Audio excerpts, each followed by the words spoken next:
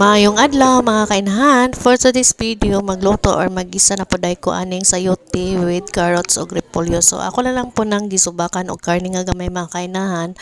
Then ako nang gi-slice. Bago na ako nag-slice, ako na nang gihugasan tanan mga ingredients nako dara. So kini day akong luto mga kainahan. Simple lang jud kay ni, permente lang jud gulay or isda kung magkarni man lang, so nadyo'y subak nga gulay, so ganahan man jud ko gulay akong ginaluto mga kainahan or kaonon.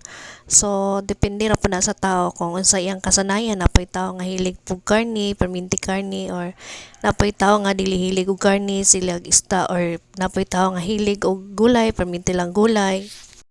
Mahimot lang po ko ning uban ba kay mingon nga masige lang jud tagkaon na ning gulay dugay madpoy ana natong tiyan og bitin. Napoy maingon na sige lang yung tag-isda, dogay matubuan lang taghasa nga ni.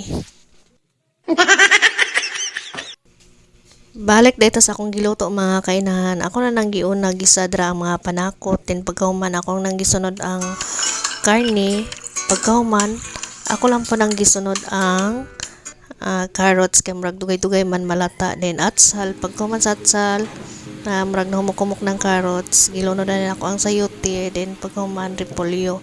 Pagkahuman ako na nang gitimplahan darag paminta, toyo, og oyster sauce. Wala na ako nagbutang darag asin mga kainan, so ang nagdalag ko anda pang palasa soy sauce lang og oyster sauce, so bites na.